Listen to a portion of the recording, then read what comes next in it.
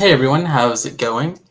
Yeah, I'll just give a few minutes for everyone to kind of trickle in here. But yeah, really, during this time, it's going to be pretty chill. I'm just going to be answering some questions from y'all, putting your questions on screen, and then going through some of my own experiences with networking.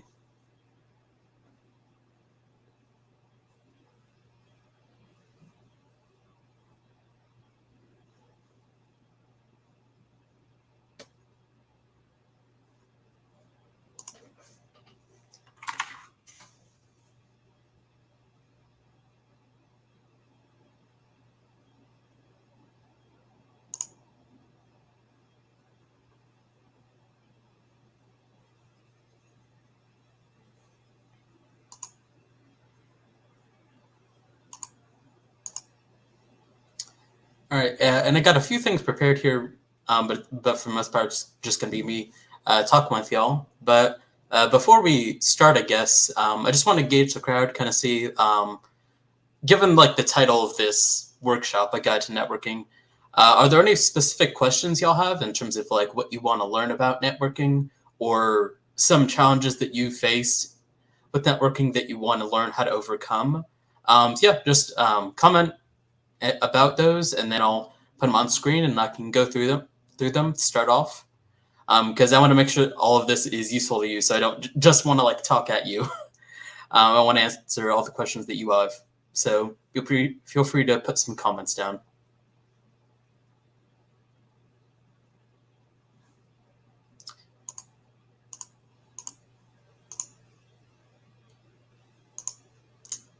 I think I'll also put on some music too.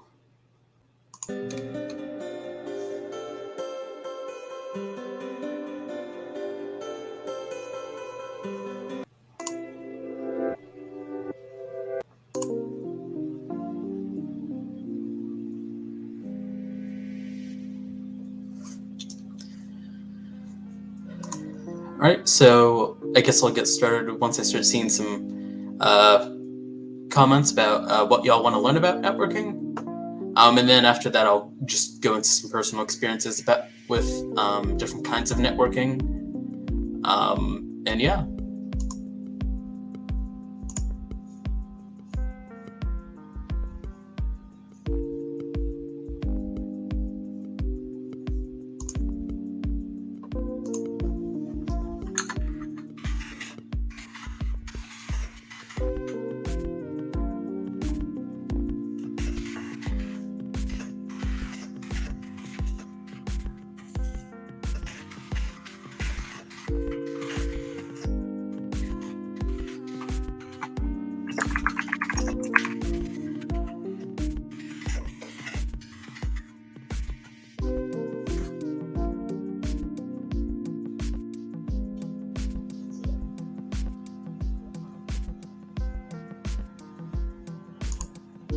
And I believe we've got one question here.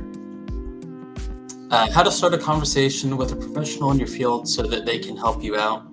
It gets a bit weird when you try to do it on LinkedIn. Yeah, I think it definitely can come off as, I guess, just weird trying to essentially like cold calling or cold networking, I guess.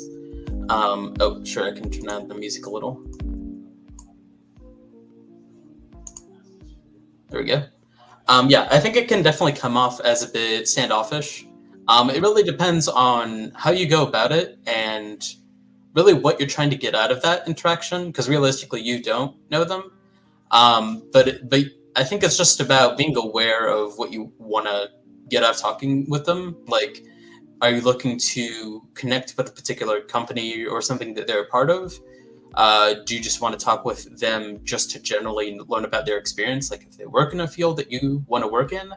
I think making those intentions and like what you want to talk about with them clear off the bat, like kind of disperses a lot of that tension in the air. So that's how I would kind of go about it.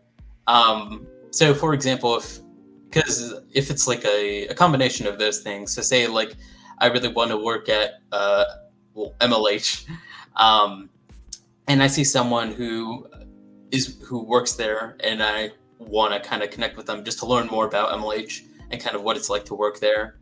I would well, one, like, cold connecting is honestly like fine, and if you want to make sure that you have a larger chance of actually like getting connected with them, I would definitely personalize your message, because I just kind of filter through a lot of my connection requests, especially if I like don't know that person. Um, but yeah, if you have like a personalized message in there, and like saying, "Hey, I saw this in your experience, and I think that's really cool because I want to go into this field. Um, so would you like to connect?" Even doing something like that, I think, is generally gonna get you a really high ratio of people who are gonna like accept the connection request. And yeah, I think one thing to kind of I guess something actionable you can do when you're actually reaching out to someone and you do make that connection on LinkedIn, for example, is actually just setting up a call, because realistically, a lot of what you want to accomplish, if you're just looking to learn more about that person and what they do, can be accomplished in like a 5 or 10 minute call. So I would realistically just try and set one of those up. Again, be upfront about like your intentions, like what you want to talk about, or like why you're setting up a call with them. And odds are most people will be cool with it. Yeah, so I would do something like that, and kind of get say like, "Hey, I'm really interested in working at MLH. And I want to learn more about the company, and also like what your experience is working there. Would you be able to hop on a like 5 or 10 minute call so I can talk about that with you?" Yeah, so that's how I would go about starting a conversation.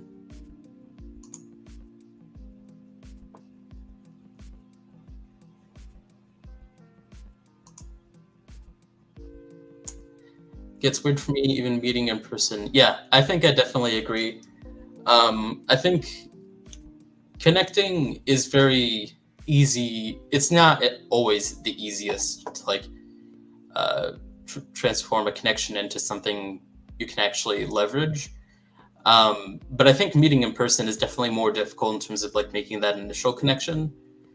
Just because a lot of us aren't the best at like certain social things, especially depending on where we're meeting with people. Um, Honestly, one thing I've just had to learn to do, especially through hackathons and things like that, is just kind of uh, kind of turn my brain off in terms of like overthinking an interaction. So instead of thinking about what I'm going to say to that person, I just go up to them and I purposely make myself not think about what I'm going to say, and then I just say hi to them, and then we start talking. That, for me personally, that's what works, because I'm the type of person who can kind of overthink my way into not doing something a lot. Um, so that's how I kind of get myself to talk to people, is just kind of chat them up, saying like, "Oh, hey, how you liking the event? So what do you hear from, or like what do you do?" Just kind of basic questions like that you can't really go wrong with.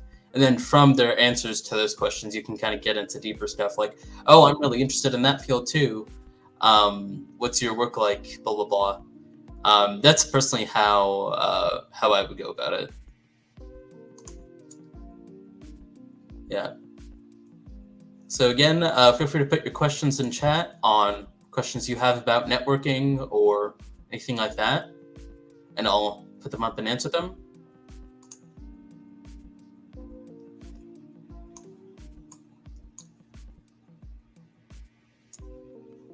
Yeah.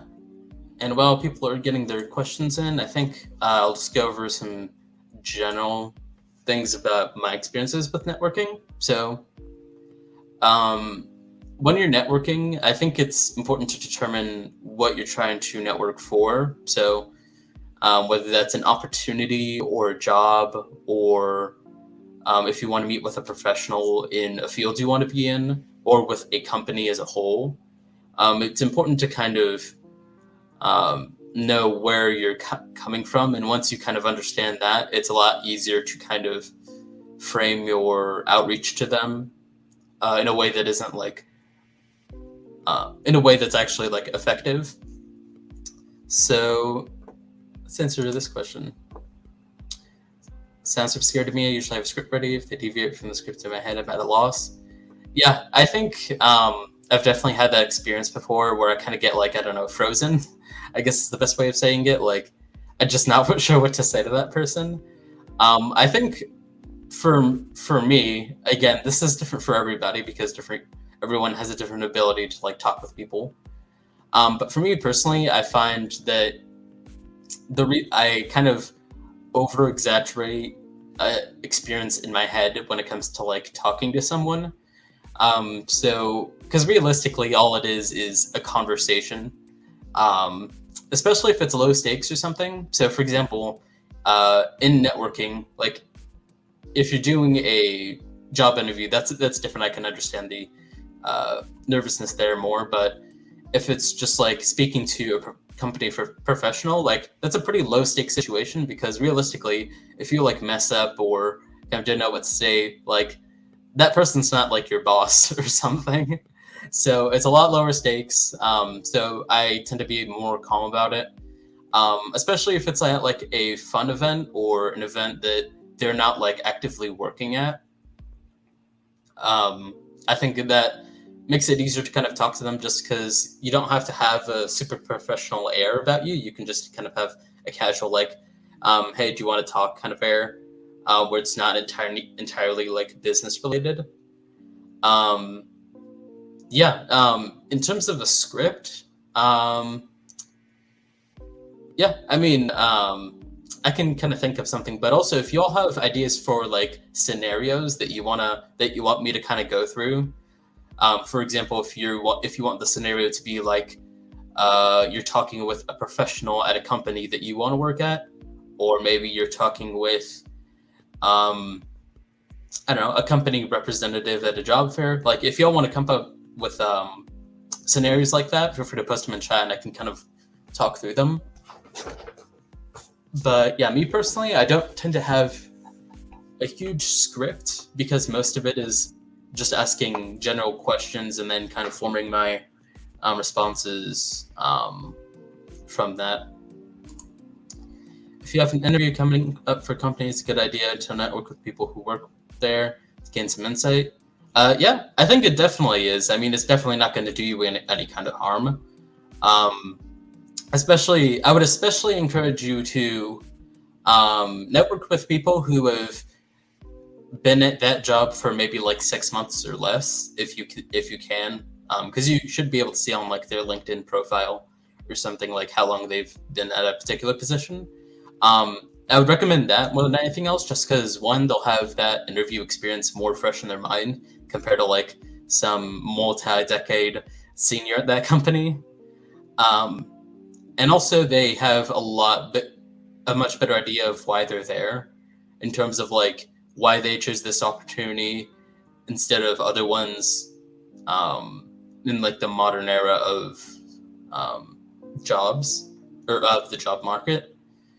So yeah, I think it's definitely good. And actually, I did an internship at General Mills, and during my interview period, I networked with this one person called Isabella, and she had just started there, I believe, as a data engineer. And so I just said like, hey, I'm interested in your position because I interviewed with General Mills and I really wanted to intern there. So could you tell me a little bit more about like what you do and what it's like there? And she was like, sure. And so we hopped on a call.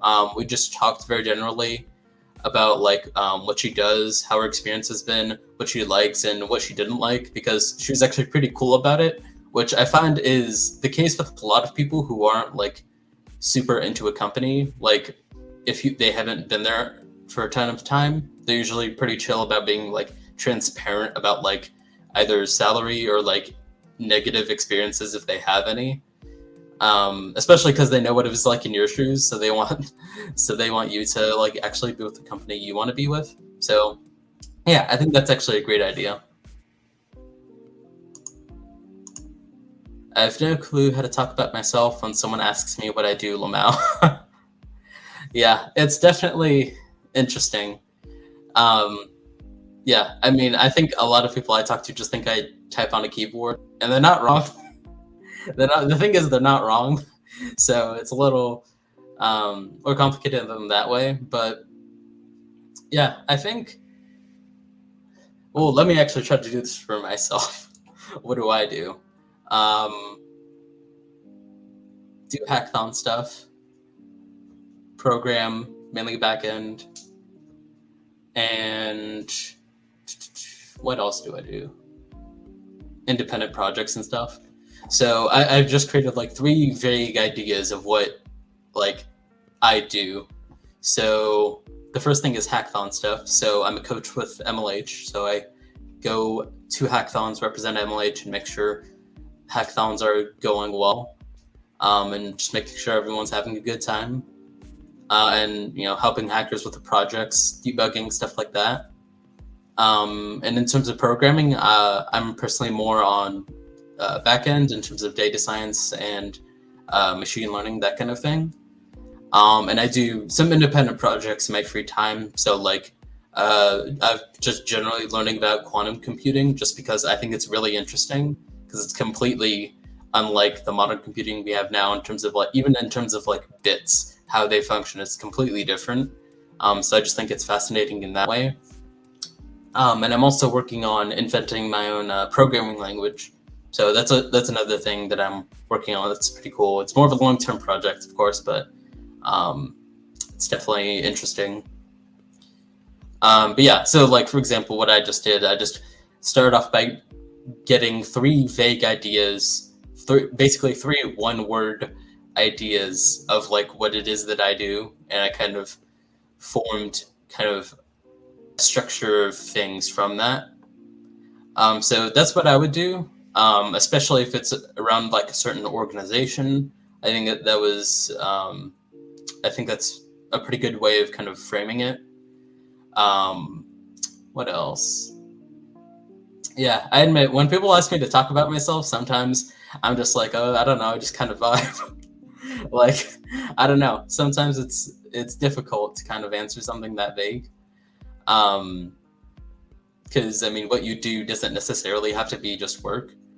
But yeah, I think that's generally how I would go about kind of answering that. Try and sharing your LinkedIn. Sure. Like, let me pull it up.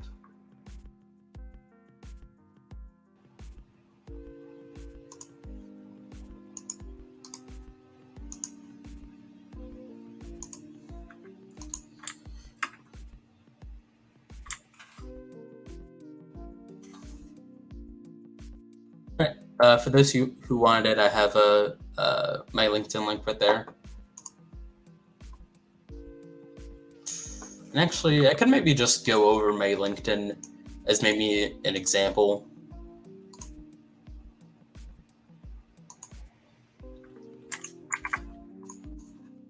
Also, because networking isn't just like talking to people, it's also just like maintaining a social presence on social media and things like that.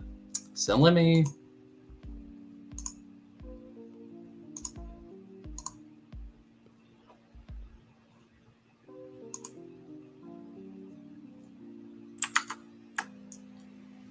All right.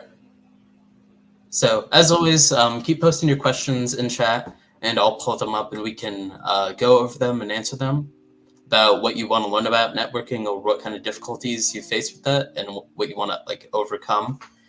For now, I think I'll just go over my LinkedIn because somebody asked, and kind of go over like how I kind of maintain a social media presence, and kind of how I kind of structure it in general.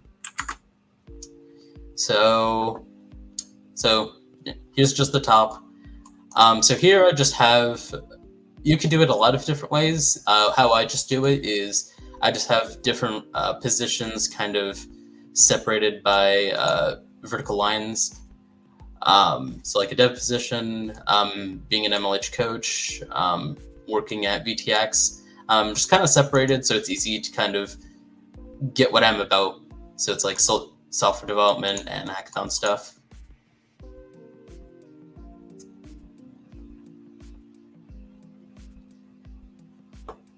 And then in my about section, I just kind of have a pretty general summary of like, I'm interested in software development, hackathons, technical leadership, and basically building more innovative and equitable tech. Because one of my personal kind of initiatives is implementing things like diversity and inclusion initiatives more effectively. So that's how I kind of have a nod to that there. And then, as you always should, like seeking full-time roles for someone in 2023, focused on MLAI, blah, blah, blah. So this is important just so if a recruiter is looking at your profile, they know, okay, here's the year they are, here's what they want to do, like just the important stuff that they would have just looking over someone's LinkedIn. And you want to make sure that you're kind of displaying information in a more concise way overall, just because actually, does anyone know how long, on average, a recruiter spends looking at your resume? I'm interested to hear y'all's guesses on this. How long do you think a recruiter looks at your resume?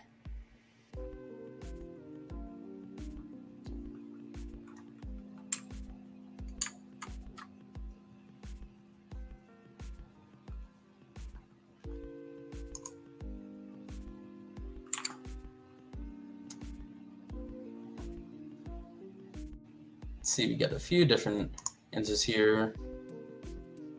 2 minutes. Very specific number of seconds.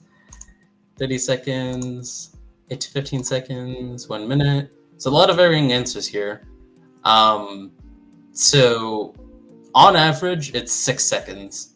That's the amount of time that a recruiter spends looking at your resume is 6 seconds, which honestly is kind of scary sometimes thinking about it, just because a resume is a very personal thing, right? It's basically saying, up until my life up until now, here's all of my accomplishments in one page, basically. And someone's kind of judging that in 6 seconds and saying if you're good or not. So it's a very stressful thing. But yeah, because of those 6 seconds, you want to make sure that whatever impression you have gets made immediately. So that's why, like, I have things like the software development thing, like in the title or in my description, just so it's easy for someone to kind of get what I'm about pretty immediately, and also like what I'm looking for, just so again that information is very readily available to them if they are looking for me. So that's how I have that. In terms of my experience section, it's pretty standard, just kind of, list your experience. Probably have like 2 or 3 bullet points about like that are no more than like a sentence long. Just going over like some highlights or accomplishments of that position. If you have any statistics, like that's really good to put in there, because it helps to kind of quantify some of your achievements.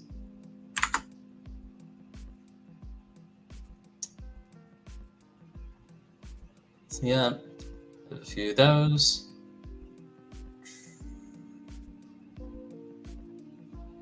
I have like hackathon projects too. And then I also just try to post somewhat consistently. So I did this post right here about a prior stream that I did. I did this one about HackCon and the MLH Summit. I also included some nice pics that we took at the event.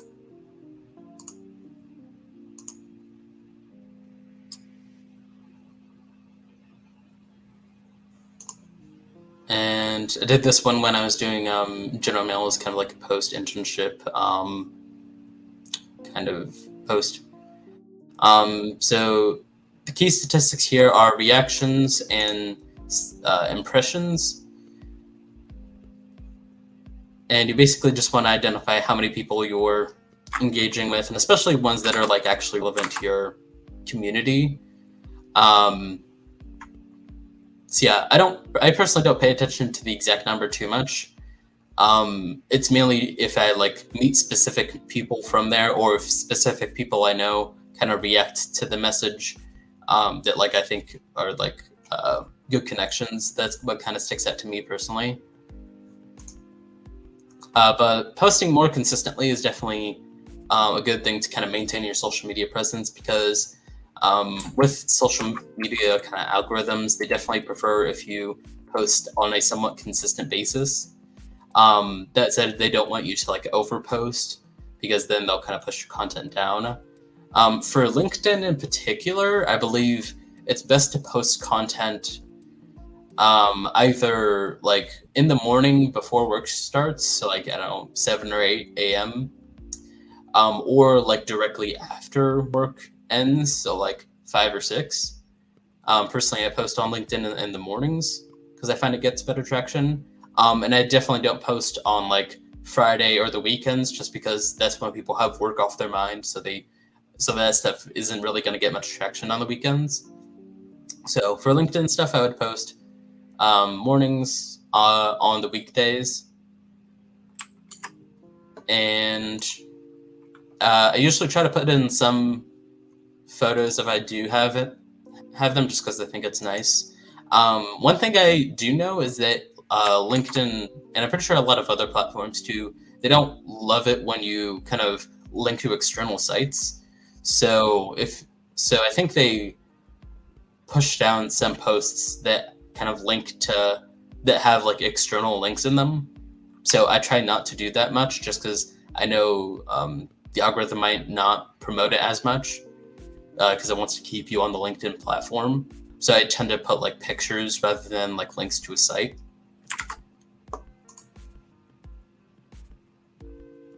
And I generally just try and have like a hook at the start of my post. So, for example, I had this one where I listed some like statistics, which are actually pretty like groundbreaking. Like 1 out of 3 CS students in the US in 2021 were MLH members, or around 46% of MLH hackers are female or non-binary. Like, I think that's really great, and it's definitely better than like most CS classes, that I'll say. So I definitely start off with some kind of hook, then just some general things about like what I learned. Then I have a general like kind of thanks paragraph, or just thank particular people, and then I kind of have some and just a conclusive sentence or something. And I just have some hashtags. You try not to put more than a few hashtags, just because I know that if you put too many, I think it kind of doesn't do well for the algorithm if you just have like a billion hashtags there. I think that 3 is the number, at least on LinkedIn, that's more optimal.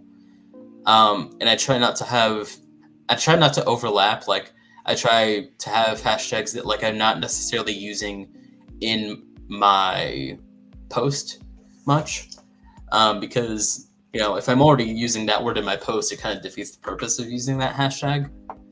So I try to have a word that I'm not necessarily using a ton in the actual post. But I do kind of like to have 3 tiers of hashtags.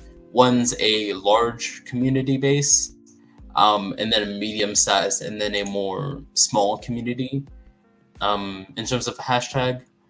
And if you go on LinkedIn and you search up hashtag, you can actually see the number of followers right here. So that's really good just to know how large a community is, because it's good to post in. It's good to have a wide breadth there in terms of hashtags, just because if you have like a niche community that your post gets popular in, like that's a lot of impressions for you, compared to just being another post in the bucket for a community that's already really, really big. So yeah, I try to be more specific with my hashtags if possible.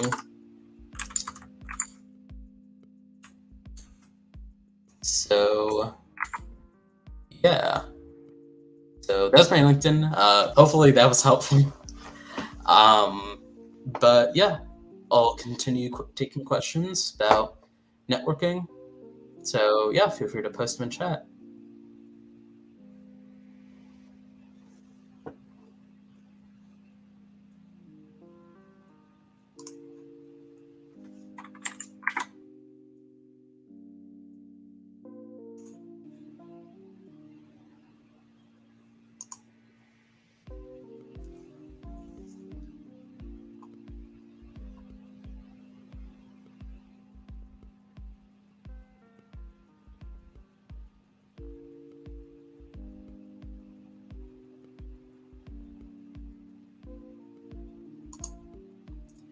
maybe at a scale, but I tend to have a much better time connecting with someone one-on-one rather than in a group or on a post. Do you have any suggestions when it comes to sharing things on posts, etc.? If you can, I'd like you to clarify what you mean by sharing things on posts. But in terms of connecting with people, I think it's definitely like a one-on-one thing. At least that's how I find it to be a lot easier.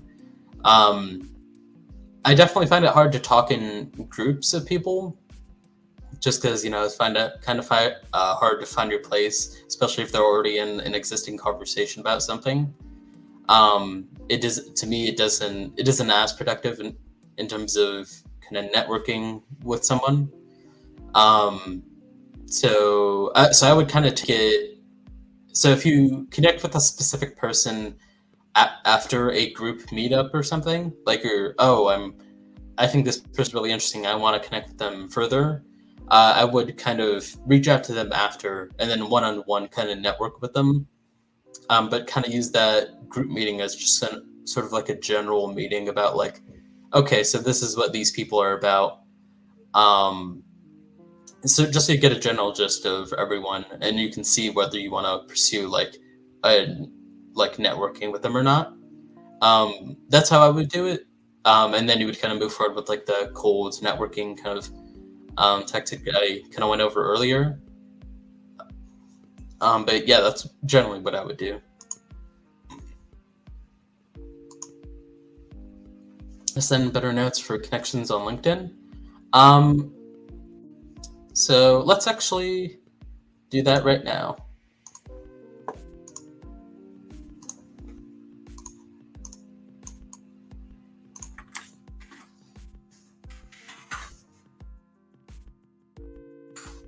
Share my screen real quick.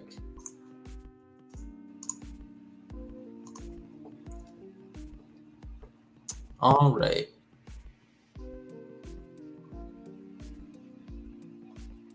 Let's see. Looking at my feed.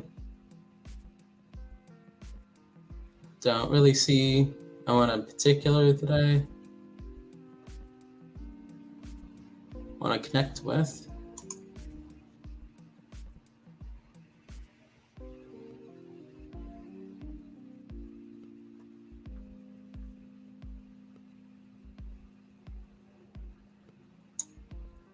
Let's see.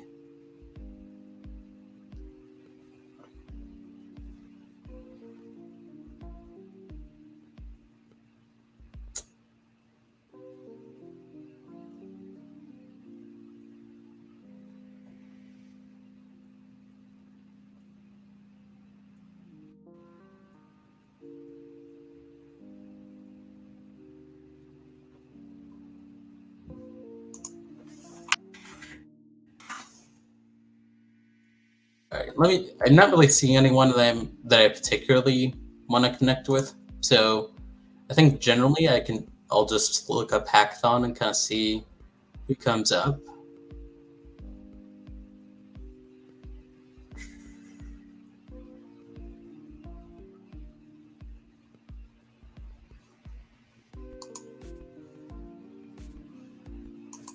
Actually,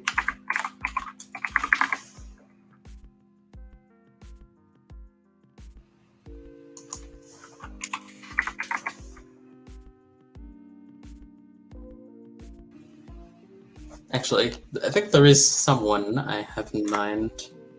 Oops. Let me just get their name real quick, because I forget it.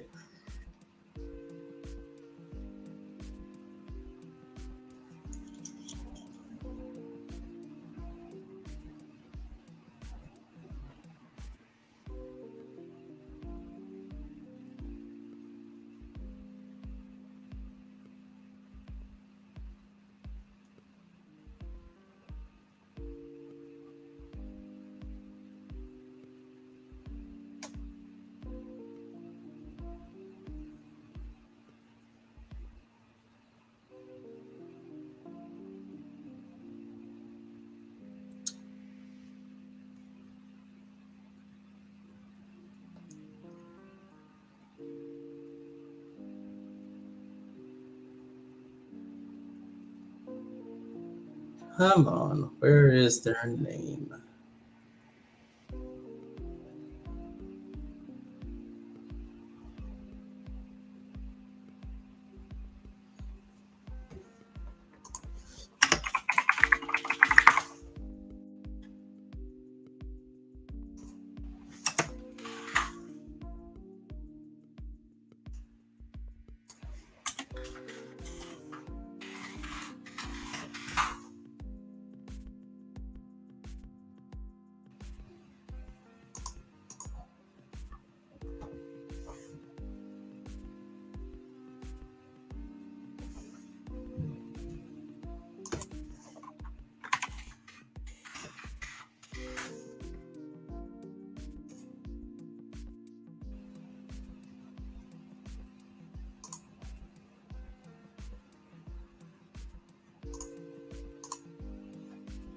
Okay.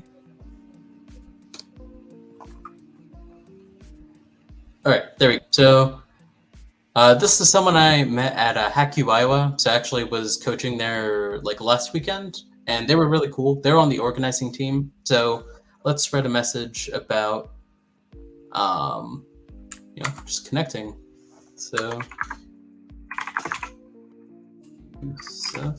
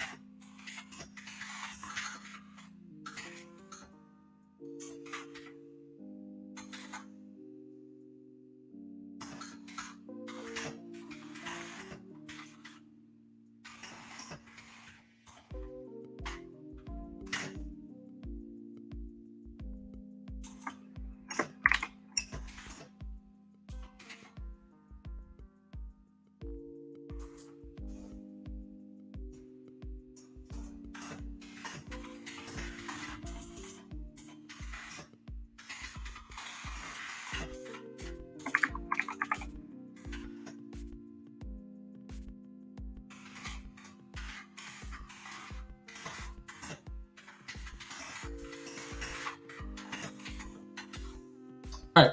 So I guess this is the message I think we find to send him. So basically, first just stating where you know that person. I just don't see enough people doing this, and I think it would greatly increase your odds of um, connecting with someone. Just saying, "Hey, I met you at this thing." Then someone's way more likely to actually accept that connection. Then kind of state your purpose in connecting. So whether it's just like generally um, you think it'd just be good to like connect with that person being in the same kind of field, or like Yusuf, I worked with him and I was coaching, and so I'm just kind of extending an invitation here. So if he has questions about like organizing a hackathon or something, he can just like reach out to me with like questions or anything. So sent that, and yeah, that's how I would kind of go about sending a personalized invite. Good question. We should all network with each other. Definitely go do it. There's a chat. There's a chat of quite a few people here. So if you wanna like network here or like put an introduction of yourself, like I think that's a great thing to do. Yeah, shoot your shot. Thought this was gonna be a computer networking event. Yeah, honestly, don't even blame you. All right. Do you have any idea? Do you have any advice on how to leverage an IT background into a software developer / engineer position? Been a professional for 6 years. Prospect of applying to junior positions feels weird, but it may be necessary. Um, for that kind of scenario, I think it depends on exactly what you're trying to do in software development or engineering, and if you have those existing skills or not.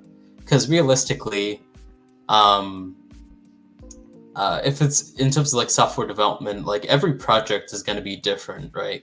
Like when I was working at General Mills, like I didn't know like half the things. I didn't have pre-existing experience with half the things that they wanted me to use, but I had to learn them on the spot and then utilize them. Which is where, like, my experience with hackathons definitely came in clutch because it helped me kind of pick things up really quick. So I think first it depends on what exactly you want to go into in software development / engineering, and kind of where exactly you were in IT, because those are kind of broad fields. And kind of just think about, like, do you have experience of, like, the necessary skills in that position? Like, do you have experience working with programming languages? Do you have experience if you're going to be making an app? Have you made apps before? Like, do you have specific experience like that? Or like picking up new languages or cloud technologies or things like that? Those are things that I would think about. Um, yeah, I feel like you yourself would have the best gauge of, like, where your experience is relative to, like, if it's a junior position or not. So I think applying to a junior position, if you want to, go ahead. But honestly, I think if you think even if you're, like, half sure, half unsure, if you'd be suited to a certain position or not, if it's not a junior position, even if it's just like a regular software engineering or development position, I'd say just shoot your shot and apply, honestly, because realistically, like, there's nothing bad that's gonna come out of it. Like, the worst they can just say is no, like, and then you'll get some better feedback from that on, like, where, like, companies kind of see your skills kind of stacking up in that, like, verticality. So I would honestly just apply wherever, even if you're not 100% sure, so you'll get better information on that if you yourself aren't certain of where you kind of place there. Also, because how job posts kind of come up is very, like, it can depend on so many factors. Like, they could choose a potential candidate based on things that a candidate couldn't have possibly known. Like, they can, like, have these, they may, like, have a preference towards someone who uses these specific technologies because the role they're looking for is going to be used on a specific project. So a person might fit well, but they didn't necessarily say that on the job application. Or they may have, like, just gotten, like, feedback from higher ups that, like, oh, we want, like, we actually want these skills too. So they may have been, like, updated with, like, oh, we want these skills too. So like, it may have been that you met the initial job description, but there was, like, an update. Or it could be plenty of things. So I would say more often than not, just apply rather than not apply, I would say. How to start a conversation when you're in a community, and how do you present yourself when you're talking with others? Sometimes I'm afraid to talk with someone than when I'm in that community. I could definitely understand that. You definitely don't want to, like, I don't know, embarrass yourself or not, like, present yourself the best, especially if you're, like, consistently interacting with a group of people. Let's see, how do I present myself?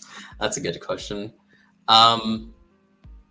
Yeah, I mean, I think just generally, public speaking definitely, like, has given me a lot of my experience, which is translated to speaking within, like, groups.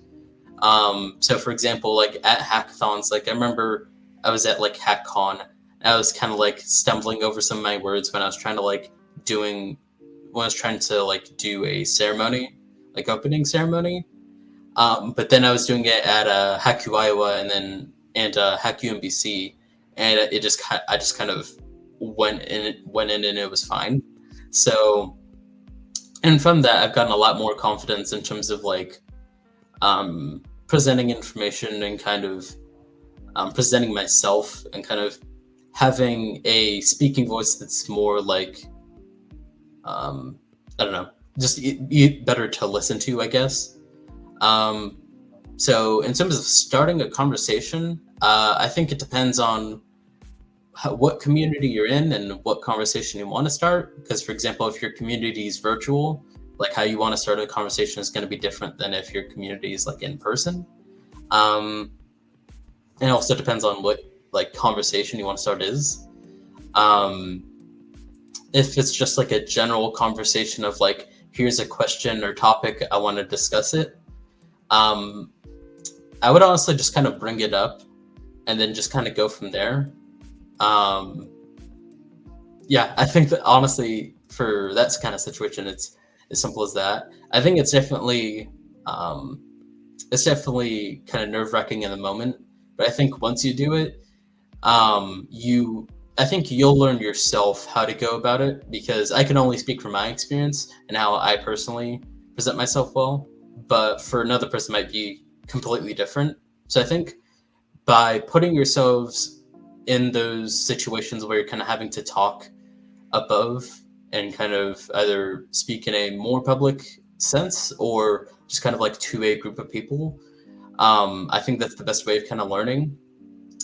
So that's something I generally think is good, actually, just learning in low stakes situations. So if it's like a group that you don't really like care about at all, or it's like it doesn't really matter either way, or even if it's like just talking with a delivery person instead of just like ordering online, like even something like that could like make your speaking skills better. And I know that sounds kind of weird, but honestly, like even something like that, like can be helpful, because you if you're ordering food, for example, like you order and you know what you need to say and you just have to say it. So you gotta get experience like saying something scripted, but also if they don't have something, like you kind of know where to shift and you kind of get experience in that way. But that's generally how I would go about it.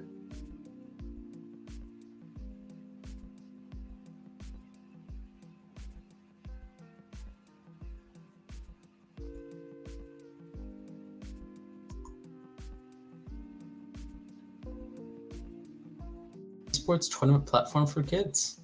Nice. Yeah, I really like how you introduced yourself. You definitely had a really great hook there with the initial sentence, so good job.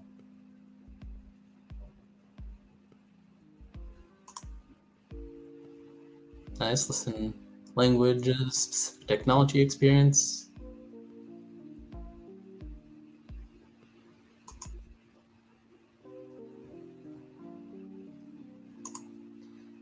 It's true that after working in junior positions for only a couple months, you can easily get a higher position slash pay in other companies. I don't think that's specific to a junior position.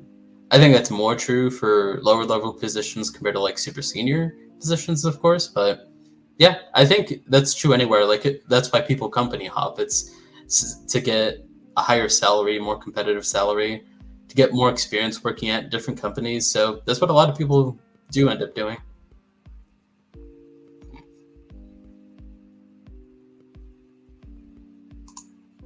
Do you think a lack of a comp sci degree would be overlooked with the professional experience I bring to the table? Um, I think I think it depends on if you have a degree, but it's just not a comp sci degree. I think that's completely fine, honestly, because so many people are from like other paths or walks of life and learn CS stuff like in a variety of ways, from like boot camps, just independent projects, from all sorts of stuff. So I definitely think it's not like a huge thing, and I definitely wouldn't worry about it too much. And I think if you just present it like well, your experience will kind of speak for itself, and it'll be less about whether you have a specific degree or not. It will be more about does this person have the skills that kind of aligns with this position that we're like looking to fill. So I think definitely focusing on the experience more important. So junior devs don't usually benefit from hopping. I mean, they do if what you're looking for is like basically just like higher pay. Then that's probably the best way of going about it, because odds are the company that you're already in isn't going to offer you a better offer than the company that's trying to kind of poach you, for lack of a better word. So yeah, I mean, I think the junior devs usually benefit most from hopping compared to like a more senior person.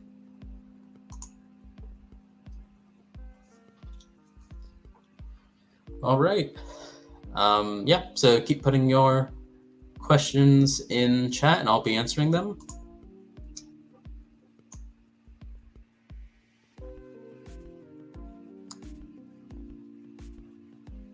Yeah.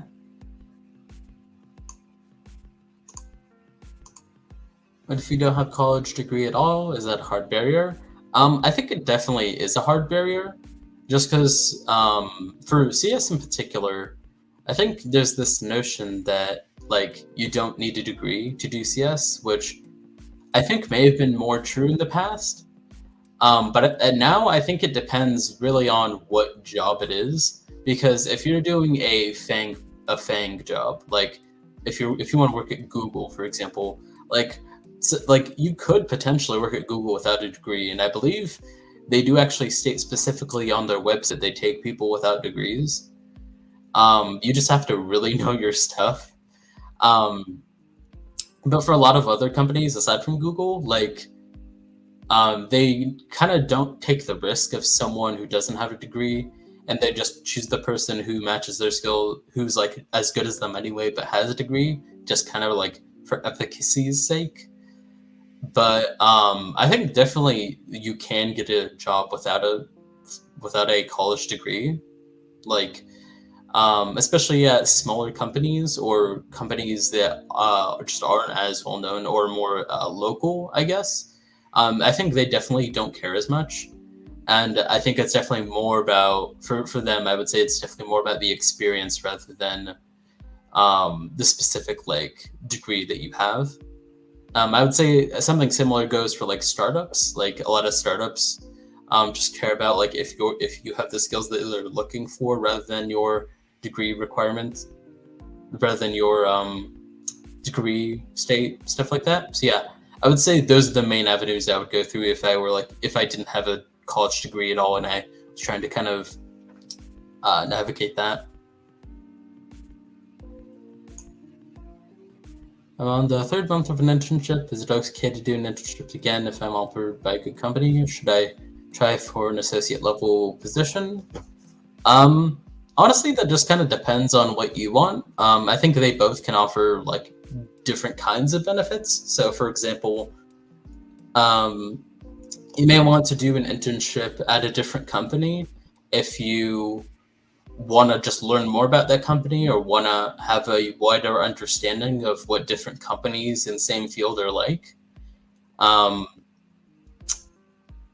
I think that can definitely be good because an internship is a great way of kind of gaining an understanding of that in a reasonable amount of time without like just completely like starting full time there. But also, I think just starting working full time in an associate level position is great too. For me personally, that's what I'd prefer, just because I have a lot of, I do a lot of networking, and therefore I know a lot of people at different companies, so I have an idea of them anyway. Um, so I just feel confident just kind of working. Also, I pay for everything myself, so I need money. So for me, it's more so the necessity of needing to work full time kind of pushed me towards doing an associate um, or getting a time position. But I think if you are able to, like, doing another internship offers like a lot of experience that's really valuable in its own way. I'm in high school, which to start my career journey. Finding internships is hard as a high schooler. Yeah, I think it definitely is. I think firstly, it's just what kinds of experiences are you looking for?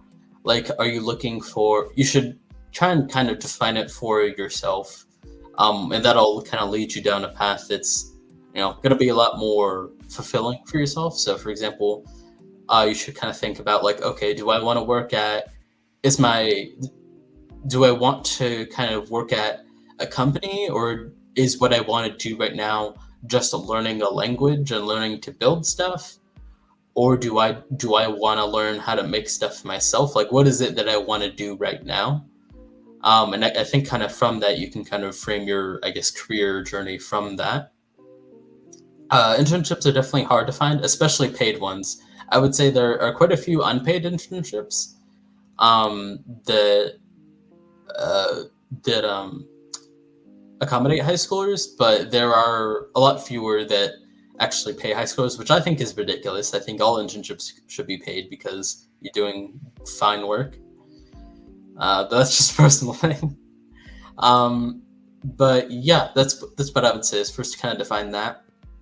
Because some of what you could of what you might want to accomplish could be accomplished at a hackathon. It could be accomplished through an independent project. Um, or if it's like you want like a company kind of experience, you may want to try for maybe like working at a get working an internship that's unpaid if you can. If you can't, which when I was in high school, like I couldn't afford to do an unpaid like internship.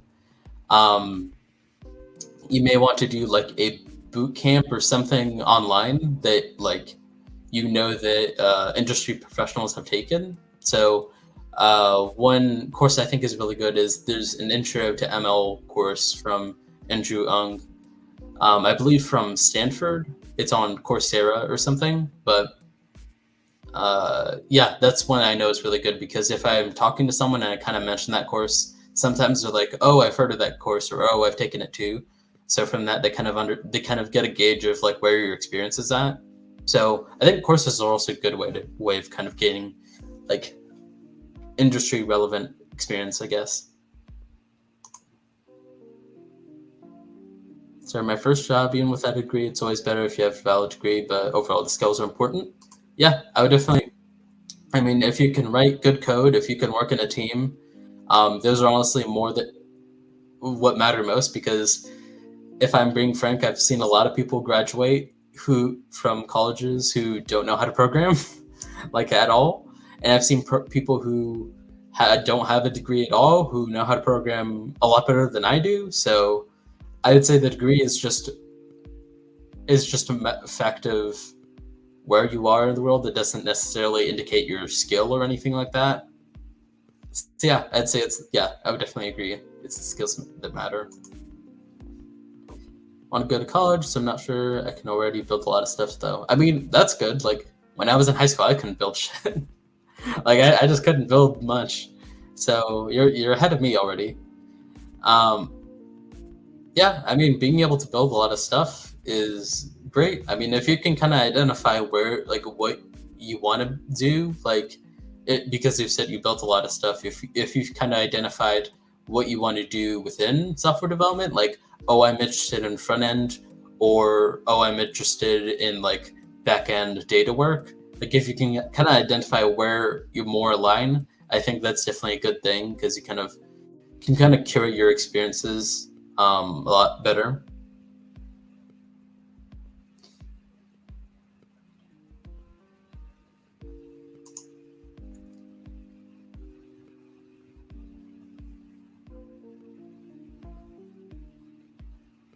Yeah, I think this is really good advice. I did a coding club at my high school just because it didn't have a great CS program. And yeah, doing events like hackathons, like I mean, hell, if you have questions about hackathon organizing, like I'm the director of VTX, so I know pretty much all there is to know about it. But yeah, I think that's a great way. And if you were to do that, that would allow you to connect with specific companies through like sponsors. Um, yeah.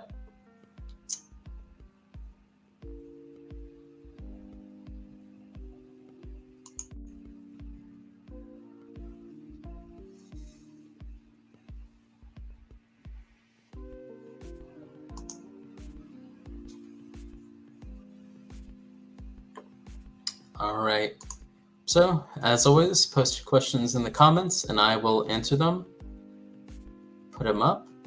If you have questions about networking or um, general software development industry stuff, basically anything, just put it in chat.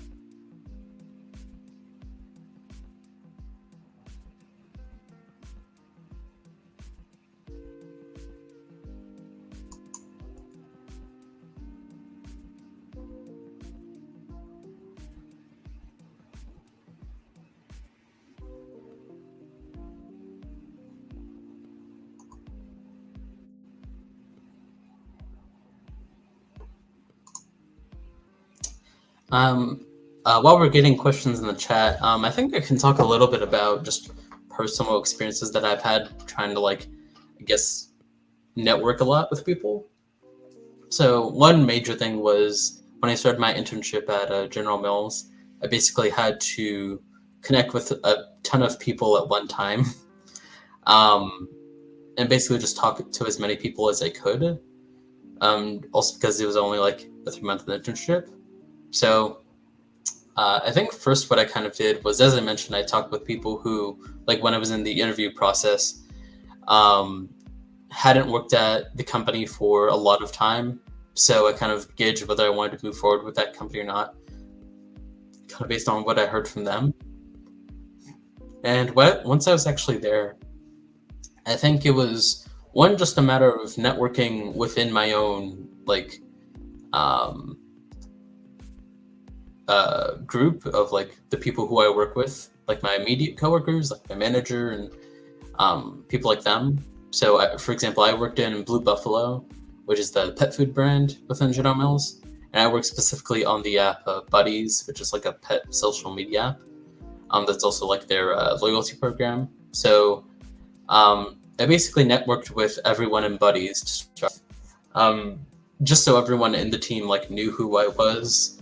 And a lot of people are excited to like meet the interns, so it's a lot easier to kind of make a conversation. So yeah, I started off with meeting my immediate teamers, um, and outside of that, kind of throughout my internship, I kind of scheduled coffee chats with people, just kind of like saying like, hey, could I take like 15-30 minutes, and we could hop on a meeting. I could just ask you about like what you do because I'm really interested in your position. So I just talked to people generally about like, or I just kind of looked through people, and kind of decide who I wanted to talk to based on like what their position was, like if I thought it was cool or not, or if I wanted to like learn more about it, or if it was like their actual like position vertically within the company, because always just meeting with a manager is great, to kind of get your name out there with certain conversations happening.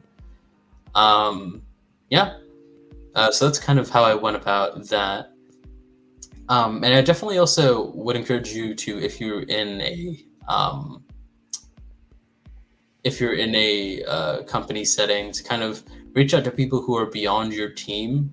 So, for example, I reached out to someone in the Box Tops receipt scanning team. So it's basically their team is basically worked on an app where basically instead of the like clipping out box tops, you just scan your receipt and it gives you all the box tops like automatically.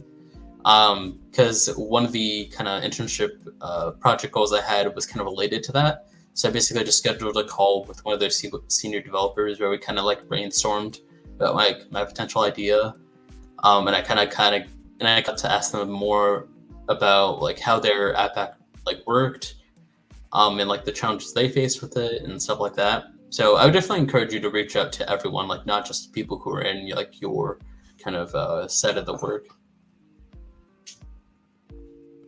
And actually, it's kind of funny, but one thing I actually ended up doing during my internship was I scheduled a coffee chat with one of the janitors. So I don't know what their actual like position was, but they would just take out the trash and things like that, like the coffee rooms and other places. And I just kind of like scheduled like a 30-minute chat with them where we could just kind of like sit down and just kind of like talk about like their work and like what they thought of the company. Um, it was also nice because at work we had these like coffee machines that have like settings to make like lattes and mochas and stuff like that. So it was like good coffee. Um, but yeah, I mean, it was interesting just because I think when you are with so many like-minded people or with people who are in a similar kind of lifestyle, you kind of get into a similar kind of way of thinking. But I think it's nice every once in a while to kind of have people who kind of break that mold for you. So when I was talking to some of the janitorial staff, it was kind of good just seeing like what they thought of the company. Like, are their needs being met? Like, am I fine working for a company if I'm being paid fine, but they're being paid like pennies?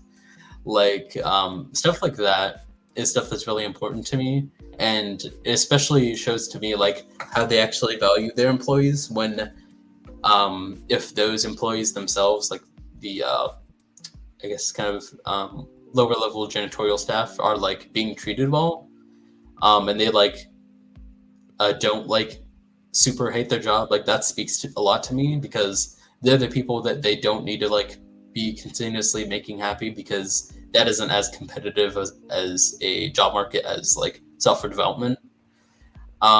So that definitely stood out a lot to me. So that was actually one of the better like networking experiences I had within the company.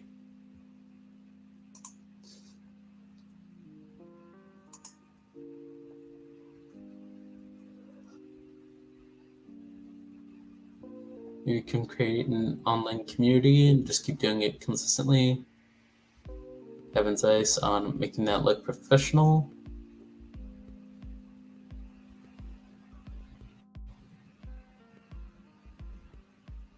I'm just reading the rest of the chat just to so I have the context.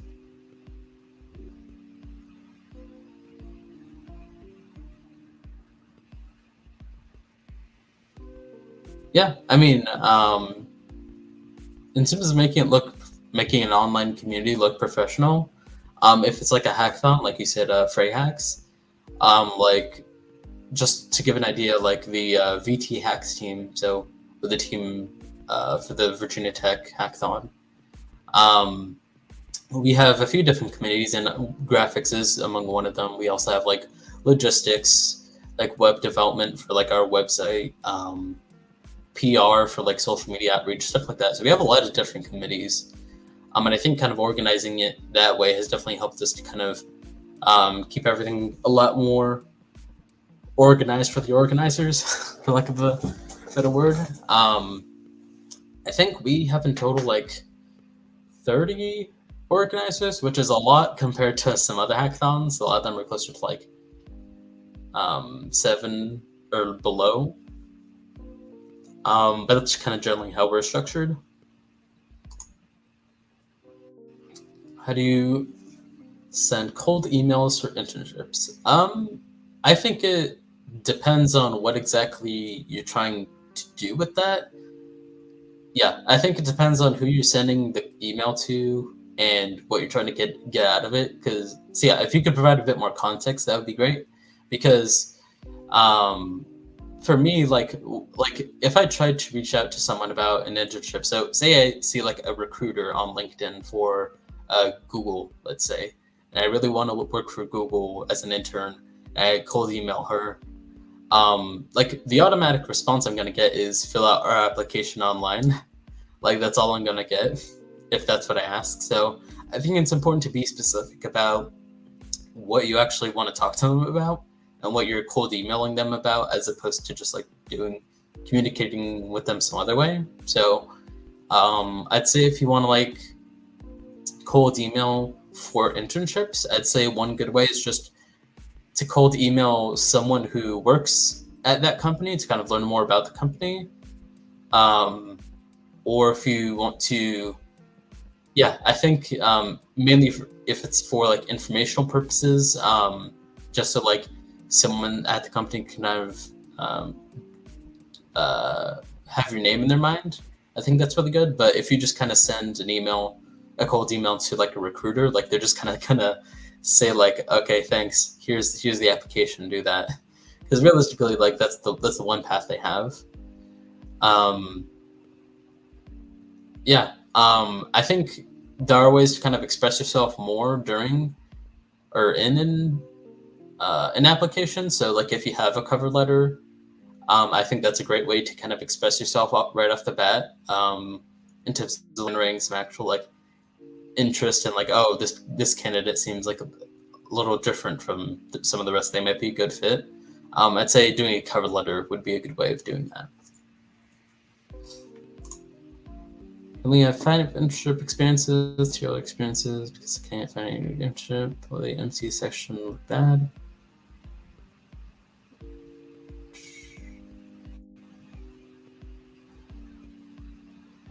I mean, first off, congratulations, because when I was in high school, I did not do an internship.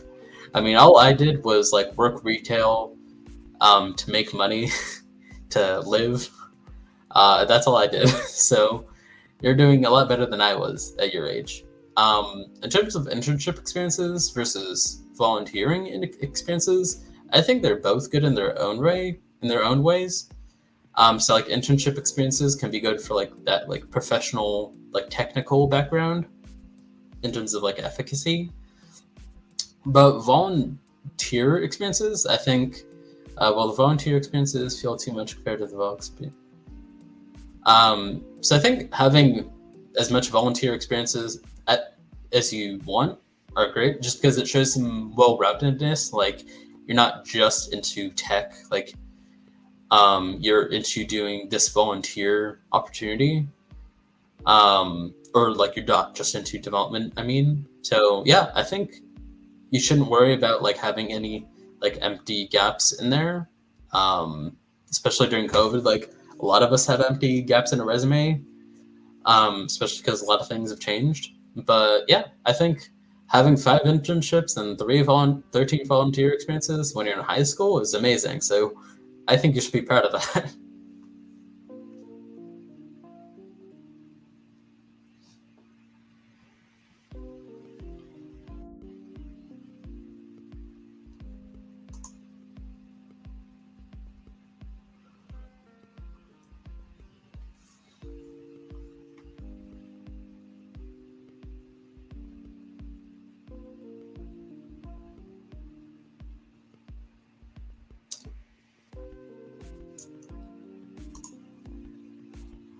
All right, so we've got around 20 minutes left.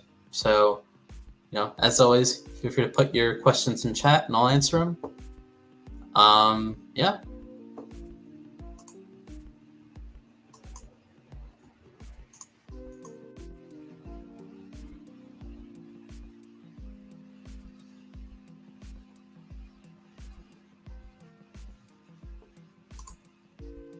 How do you manage volunteers? I always feel awkward asking students to work for free, even if it's portfolio building and such. So I end up not doing it as much. So I end up not doing as much large scale events as I could. I think I definitely understand that. I think it depends on the particular volunteering experience. So, for example, for VT Hacks, we have volunteers basically just for like, I don't know, food stuff. So, like just serving food or just like showing people where to go or just general things like that. It's just like general help, more hands, like literally just carrying stuff into the venue, stuff like that. So I think it just depends on on if it's mutually beneficial or not and making it so it is. So, for example, we have like honors colleges within the College of Engineering, and for if you're in those honors colleges, you have a community service requirement. So that's how we've basically done our how we've gotten our volunteers for hackathons is we basically make it mutually beneficial by saying, hey, like here's this opportunity where you could or here's this work we need done. If you can volunteer, one, we can give you volunteer hours for the program that you're in. So that, but two, because we're a hackathon, like we have so much swag, and we have free food, so we always want to like make our volunteers and the people on our side like welcomed. So we like give the volunteers swag and free food and stuff like that. Just make sure they're happy, and they're doing a lot of work for your event, so you want to you want to make sure they're happy. Give them a little something. So in the ways that we can, I try to compensate them in that way. Similar thing for janitorial staff at our hackathons. I give them swag. I just like invite them for like breakfast in the mornings, especially. I just tell them like, oh, hey, we just got our coffee and donuts in, so just take some if you want. Just because I think it's good to kind of not forget those people and like the work that they're doing. So that's what I tend to do. In terms of managing volunteers, I'd say you really just want to break them down into groups of what you need done, specific tasks are what I would say are like what you should be doing. Like, for example, we have a check-in desk at our hackathon, so I would want like X number of people at our check-in, um, X number of people at the food stations, X number of people, uh, I don't know, walking around doing XYZ. So stuff like that, just kind of understanding how you want to disperse the people that you have, so that you have the widest reach doing and the most number of uptime in terms of like what we're doing. So that's how I would kind of manage them. But yeah, in terms of kind of getting volunteers, I would say that's a really good thing.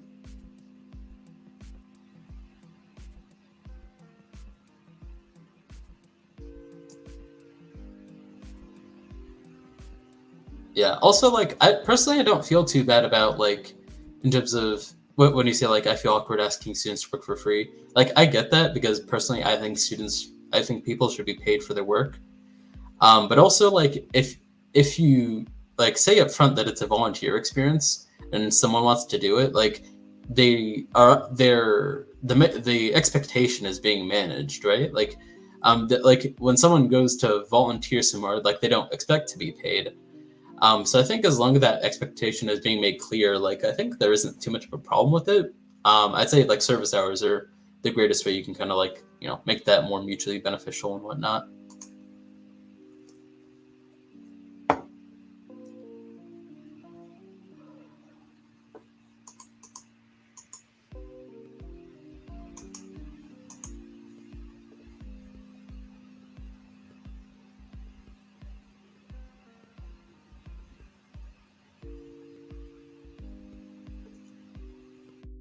Got around 15 minutes left, so put your questions in chat and we can talk about them, about networking or pretty much anything, honestly.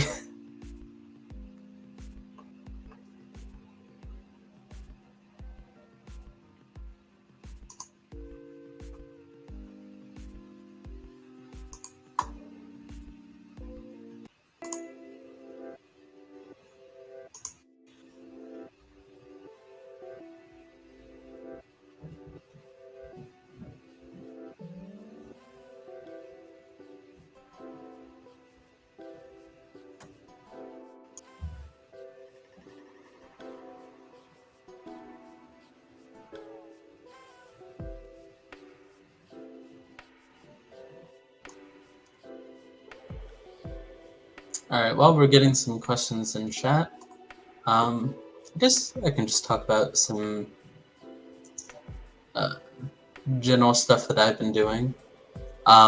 So I'm still working on the initiative I have, which is basically just I'm trying to start a nonprofit, kind of centered around gaming. So basically, my overall idea is basically partnering with local card shops and other vendors to basically distribute games and more specifically card games to lower income schools for a few reasons. One's just because I think poor people deserve nice things because I grew up low income, but also I think if a low income school is getting funding, they definitely aren't going to be spending it on games. Like they're going to spend it on necessities. So I think having a guaranteed kind of resource of like entertainment, like I think is going to be really good for students, especially like young ones at like a low income school. Um, and in particular, the reason I kind of specified card games was because I think that's kind of the easiest way to kind of have a lot of reach in terms of gaming, just because when I like card games, I like Yu-Gi-Oh! But also cards are incredibly cheap. Like if you have like a generic like common card in Yu-Gi-Oh! For example, it's like a penny. Like it's like nothing. So if I had like $100, I could get like let's see.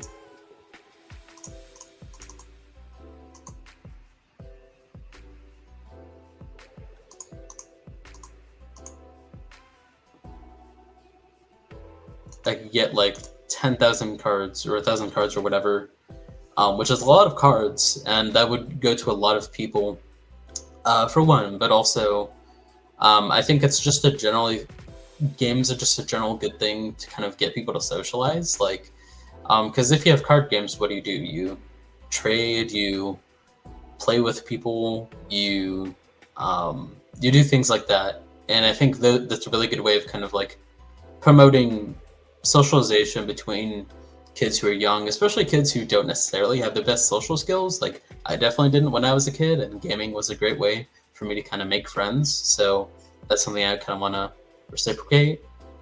And also, if the kids are young enough, it'll kind of get them interested in reading. Because let me actually pull something up for y'all.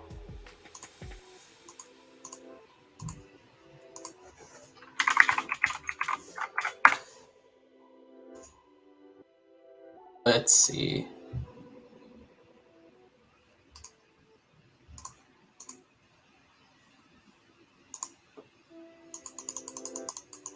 So this is an example of a Yu-Gi-Oh card, and the massive amount of text that can be on there. So this is Endemion, the Mighty Master of Magic. So this card was actually meta for a while, so people actually had to learn this card and what it does to play against it. This is a bit of an extreme example, but if a kid is young enough, it'll get them interested in reading, I'll say. Because they're going to be doing a lot of it if they're using Yu-Gi-Oh cards. That was just a little something.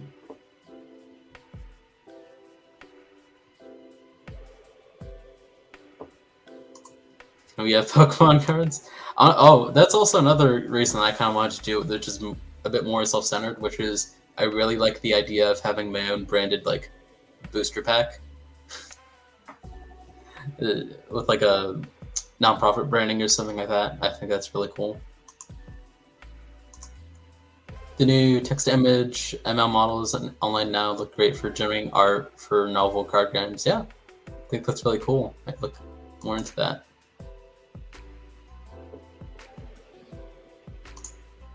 Hey Zane, what to do to become an MLH fellow like you? So, so I guess be a little more specific, because I'm actually not an MLH fellow. I'm an MLH coach. So, MLH fellows, they're basically, those are people part of the fellowship program, which is a 12-week internship. It's remote, paid, where you basically work in a pod of 5 people and are led by typically a GitHub or a meta engineer, and you work on usually creating an open source software project.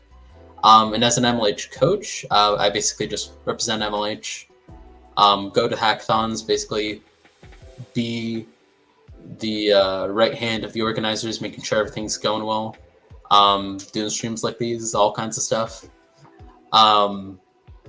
Yeah, so I guess be a little bit more specific, and I can kind of play more. I was trying to use video games to promote social emotional learning, but something I found challenge is that video games are kind of inherently antisocial. Yeah, I think it depends on the game though, because so for example, if you have a game like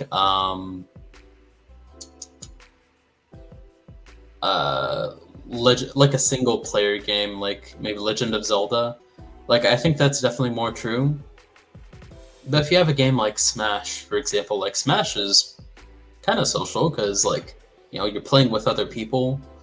Pokemon, I think it depends on what kind of Pokemon you're playing, because if you're playing like a single player Pokemon experience, then yeah, it's just kind of like you're just playing by yourself at that point. But if you're like playing and trading with other people, which, you know, back in my day when kids were like on playgrounds, like people would do that, like trade with each other. So I think in that way that can be very social. Times have changed, of course. I think it depends on the game, honestly. Then tell me about how to become an MLH coach. Hope you're doing well. First off, thank you.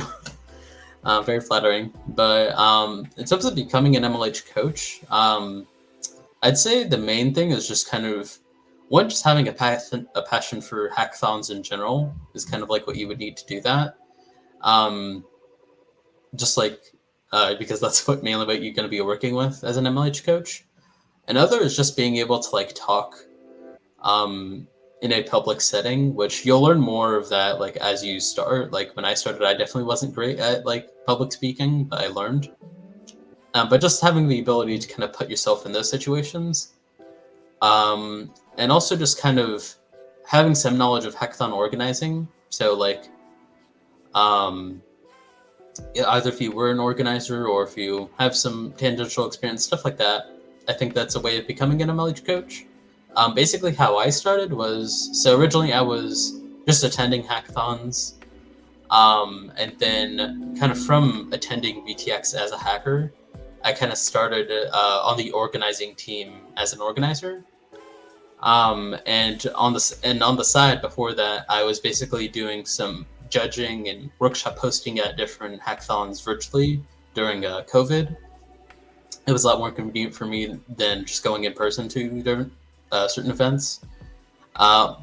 So after doing that for a while, I became the director of VTX, which I am now. And then from that, I kind of wanted to do a bit more, so I went into coaching. Um, and yeah, from those experiences, definitely gave me a lot of the tools that I needed in order to effectively like represent a brand and be a member of a community. But yeah, I guess that's generally how I would go about it. All the good programs like Fellowship and Google Summer Code are locked to 18 plus. Oh, are they? I actually didn't know if we had something like the MLH Fellowship for high school. You know, maybe that's something we should think about doing, because I think there are a lot of high schoolers who would gain a lot from like having some kind of internship experience.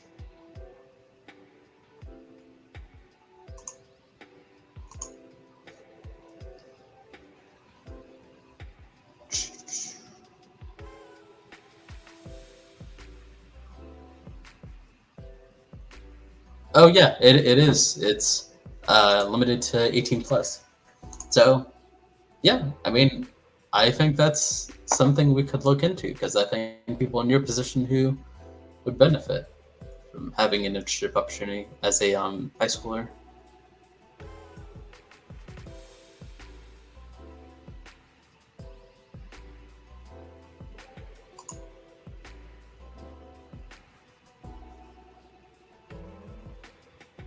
Yeah, I think it's definitely.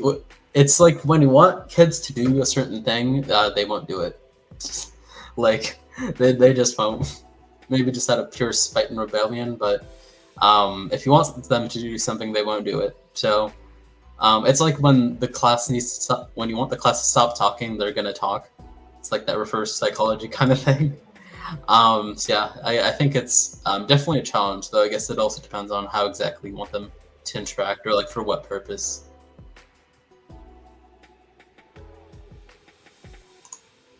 For EC educational card games that give you familiar concepts or terminology, that would be pretty cool. Like an educational kind of game to help you learn about those kinds of things.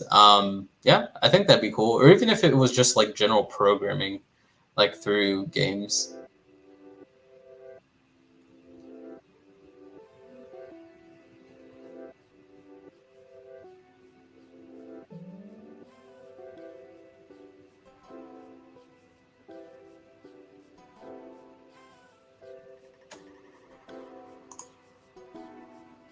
Okay, so Swift did answer that 18 plus question. Yeah, yeah, I definitely understand that it could be a legal issue.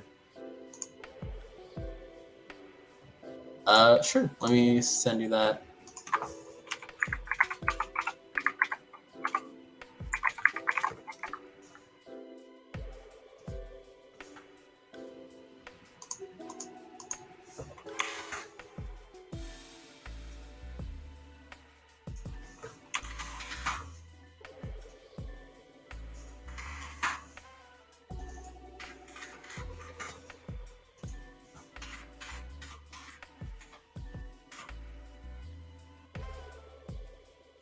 Yeah, let me get that link for you.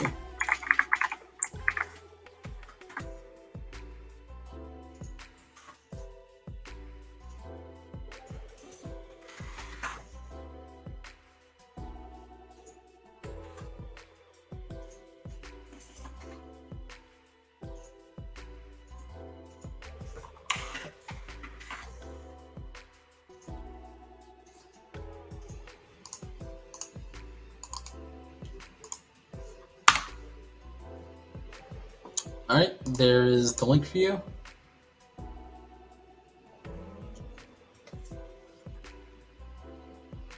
Yep, and it has a link to the application and just an outline of the responsibilities and all that fun information. All right, we're basically wrapping up now, but yeah, if y'all have any other questions, I'm gonna stick around for a little bit longer. Yeah. You have any advice on building a community where you're at right now? It's a major city, but there isn't much of a hackathon scene, and the ones that do happen aren't very inclusive. Um, yeah, I mean, building a community from the ground up is definitely a feat, especially if there isn't really an existing community out there. But I'd say kind of starting from some of the resources that are available definitely helps to kind of get that kind of like overwhelming feeling off. So I think when I'm trying to do something like founding a nonprofit, for example, like it's easy to kind of get trapped in that thinking of, oh my god, it's this big huge thing that's hard to lift all at once. But I think if you kind of break it up, it definitely becomes easier to handle. So let me pull something up.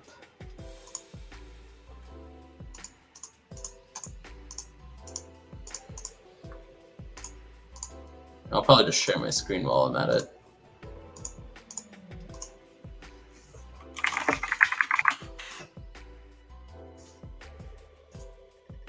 So here's a really good resource that I think would be useful.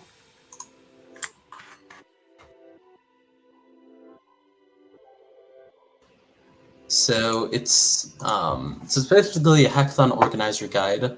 It has tons and tons of information. It's really good. Let's see.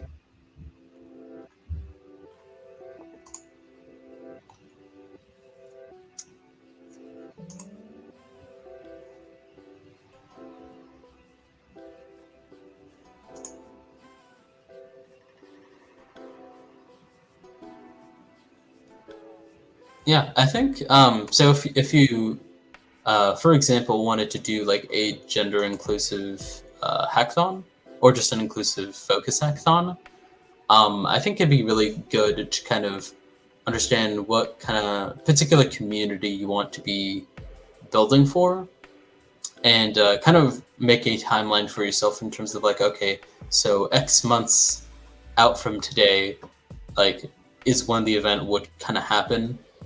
And so from then, the guide actually goes over this quite a bit, but kind of forming your team and the different kind of operations that are necessary for that. Each event does it differently. Like, for example, at VTX, like I said, we have like a graphics team and a web dev team for our website, stuff like that. So I think it's about forming your team, finding a date. And I think the biggest thing, I guess the biggest hurdles to like creating a hackathon are locking down a venue and getting sponsorship.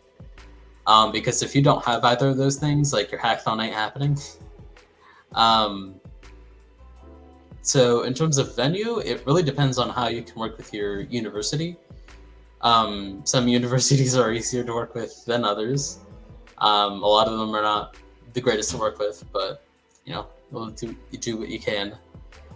If you need assistance, actually, and you're like, if you want to get advice from other organizers, if you're in the MLH Discord, I believe there's something every Thursday, or I believe they say, there's something called organizer office hours. And basically what those are is there's coaches like me who kind of hop into the voice channels and basically talk to organizers and take questions.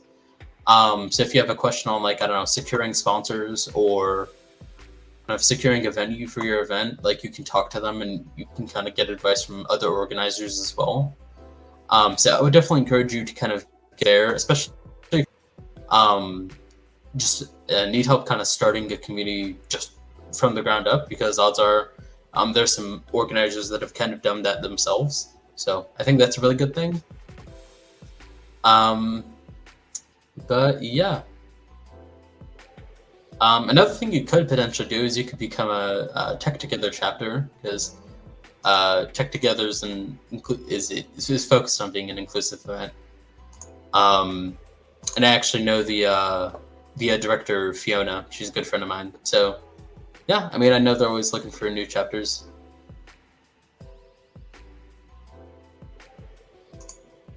I do virtual hackathons, easier to host. Yeah, I think it is easier to host.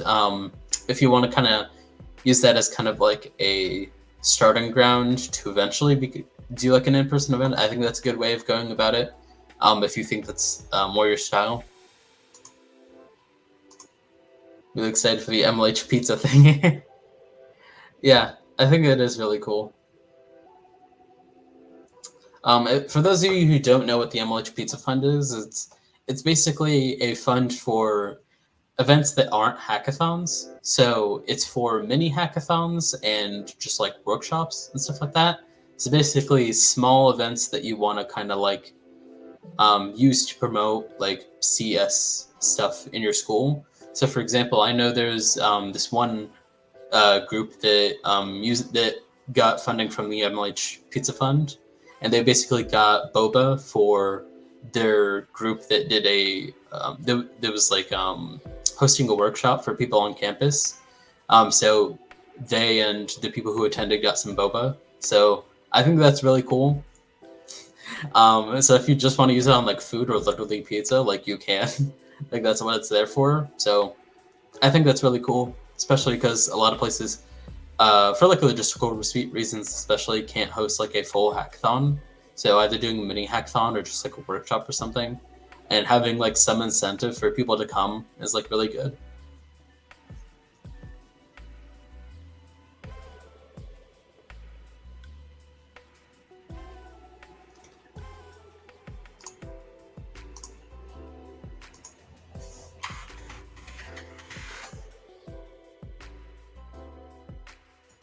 Oops.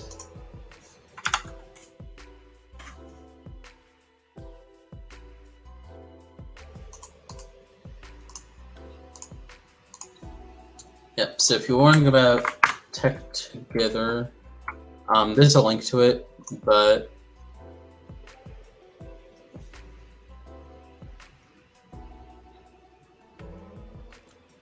so if you're looking to become part of them, oops. They basically have a bunch of hackathons under them that they do. They actually have one in England, which is kind of crazy to think about. But yeah, they have a bunch of hackathons, and you have this whole network of other organizers, specifically who are female or non-binary. So that's really cool because it's very inclusive. So if you kind of want to lean on some of the other Tech Together chapter organizers, you definitely can. So it's also good because you have that kind of existing network, especially if you yourself want to create like a gender inclusive event.